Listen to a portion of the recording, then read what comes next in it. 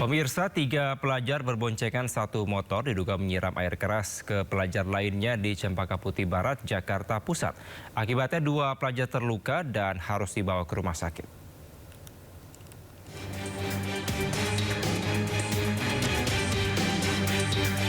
Detik-detik aksi 3 pelajar SMA saat akan melakukan penyiraman diduga air keras kepada 3 pelajar lainnya di Jakarta. Mereka selanjutnya menyiramkan cairan tersebut kepada pelajar lain dan langsung kabur. Ketika korban panik dengan aksi penyerangan yang terjadi tiba-tiba itu, Kasat Reskrim Polres Metro Jakarta Pusat, AKBP Robi Heri Saputra, mengaku telah menerima laporan dari orang tua korban. Dari hasil pemeriksaan sementara, penyiraman air keras mengakibatkan korban mengalami luka di bagian kedua mata. Sementara rekannya yang di tengah, seragamnya hangus terbakar. LP tersebut sudah ditangani oleh Sat PPA dan PPO Polres Metro Jakarta Pusat. Untuk korban sendiri ada luka atau cedera di bagian mata yang sempat ditangani di rumah sakit, kemudian tapi saat ini sudah kembali ke rumah. Namun mengingat dari keadaan korban sendiri masih belum siap untuk dilakukan pemeriksaan oleh kepolisian. Saat ini polisi mengejar ketiga pelaku yang telah dikantongi identitasnya. Dari Jakarta, Rani Sanjaya Ainis melaporkan. Pemirsa, kasus satu keluarga tewas diracun di Warakas, Jakarta Utara ternyata pembunuhan berencana. Mirisnya pelaku yang tak lain adalah anak kedua korban yang dendam karena merasakan diperlakukan berbeda. Permudahlah petunjuk kita, ya Allah. Bak sebuah sinetron. Pria ini menangis histeris melihat keluarganya disemayamkan di peristirahatan terakhirnya. Warga dan polisi berhasil dikelabui pria ini yang awalnya diduga menjadi korban selamat dari kasus pembunuhan satu keluarga yang tewas dalam rumah kontrakan di Jalan Warakas 8 Tanjung Priok, Jakarta Utara. Namun, sepandai-pandainya tupai melompat akhirnya jatuh ke tanah jua. Polisi berhasil mengungkap kasus ini. Tak disangka, anak ketiga dari keluarga nahas ini merupakan dalang dan eksekutor pembunuhan keluarganya. Dari pengakuan tersangka, pelaku dendam dan sakit hati karena merasa sang ibu memperlakukannya berbeda dari saudara-saudara lainnya. Aku sudah merencanakan dan ini semua hasil dari BAP tersangka. Ya, tersangka sudah mengakui.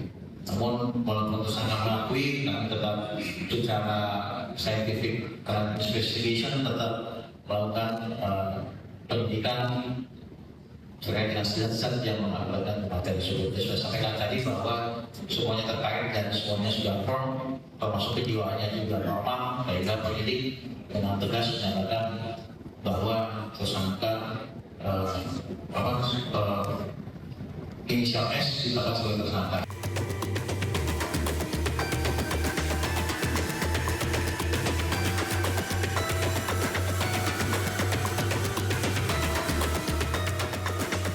Sebelumnya pada tanggal 2 Januari 2026 ditemukan 3 orang satu keluarga ditemukan tewas lemas di dalam rumah kontrakannya.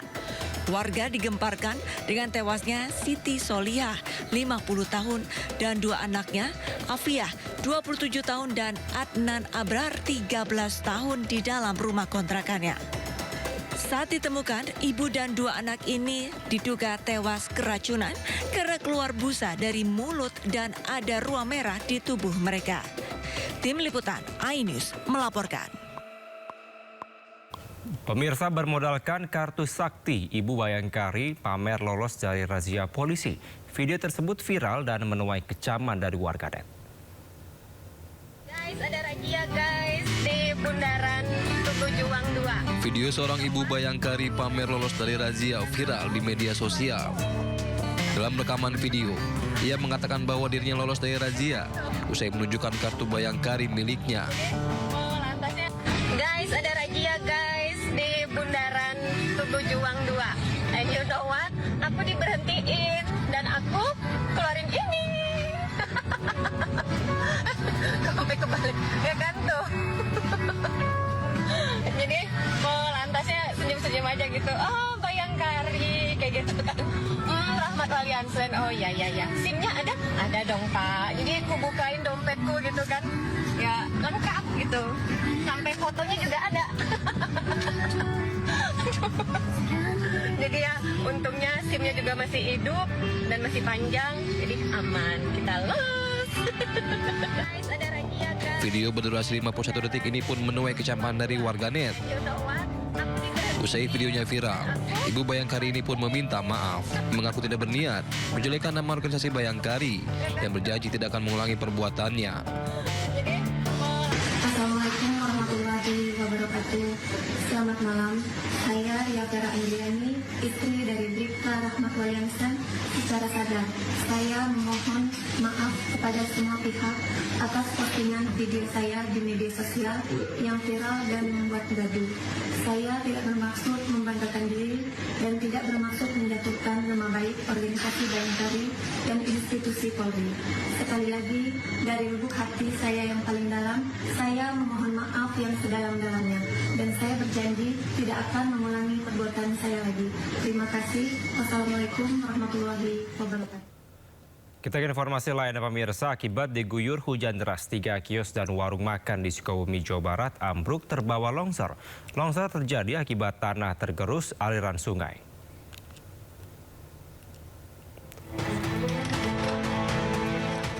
Sejumlah kios dan warung milik warga di Jalan Aminta Azmali, Kota Sukabumi ambruk terbawa longsor. Seluruh isi bangunan termasuk perabotan yang ada di dalam warung rusak tak bisa diselamatkan. Diduga longsor setinggi 14 meter dengan panjang 12 meter ini terjadi akibat pengikisan tanah sehingga saat hujan deras dengan intensitas tinggi membuat struktur bangunan tidak stabil.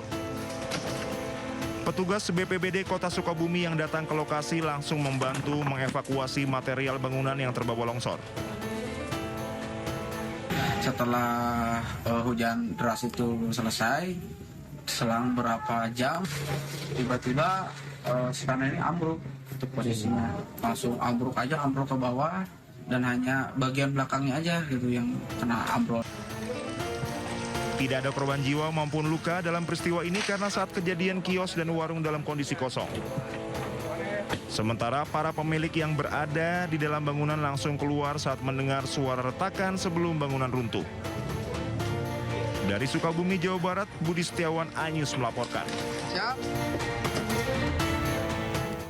Pemirsa, bencana tanah bergerak memunculkan masalah baru. Warga harus berpindah tempat tinggal.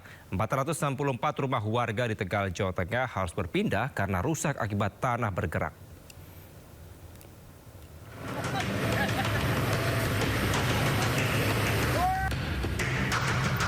Warga pada Sari, Tegal, Jawa Tengah beramai-ramai mengevakuasi barang perabotan ke tempat yang lebih aman. Ada yang mengungsi ke rumah kerabat maupun tetangga di desa lain. Ini dilakukan setelah 464 rumah warga rusak berat akibat bencana tanah bergerak. Warga menantikan relokasi ke hunian sementara yang dijanjikan pemerintah. Selamatkan karena kalau yang nggak bisa diselamatkan ya ditinggal, udah nggak bisa diambil nih. Kondisi rumahnya jenengan seperti apa sih, Pak? Kalau rumah saya pribadi udah. Pemkab Tegal saat ini tengah mengajukan izin penggunaan 5 hektar lahan perhutani di Desa Capar atau Debak Wangi untuk pembangunan hunian sementara.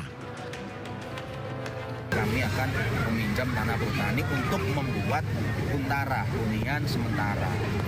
Itu rencananya apa, Pak? Segera. Lebih lanjut, Ketua Tim Satgas Bencana akan segera menggelar rapat lintas sektor untuk menentukan titik relokasi yang aman dan layak huni. Dari Tegal, Jawa Tengah, Unibar iNews melaporkan.